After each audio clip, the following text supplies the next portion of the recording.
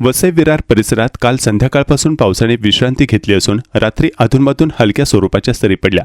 मात्र पाऊस थांबून तब्बल 12 ते 15 तास उलटूनही अनेक सखल भागांमध्ये अजूनही पाणी साचलेलं आहे.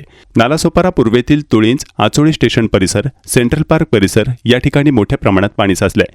तसेच वसईतील सी कॉलनी, एच कॉलनी, दिवाणमान आणि नवयुग नगर या भागामध्येही अद्यापही पाणी साचलं आहे. अनेक ठिकाणी रस्ते आणि परिसर पाण्याखाली असल्यानं नागरिकांना दैनंदिन कामकाजात अडचणींचा सामना करावा लागतोय. अनेक नागरिकांच्या घरांमध्ये अजूनही पाणी शिरलेलं नसून जनजीवन पूर्णपणे पूर्वपदावर आलेलं नाही. पावसाने विश्रांती घेतली असली तरी साचलेले पाणी ओसरत नसल्याने नागरिकांमध्ये चिंता व्यक्त केली जात आहे. दरम्यान हवामान विभागाने आजही रेड अलर्ट जारी केला असून पुढील काही तासांत मुसळधार पावसाची शक्यता वर्तवली आहे. त्यामुळे प्रशासन सतर्क असून नागरिकांनी आवश्यक ती खबरदारी घेण्याचे आवाहन केले आहे.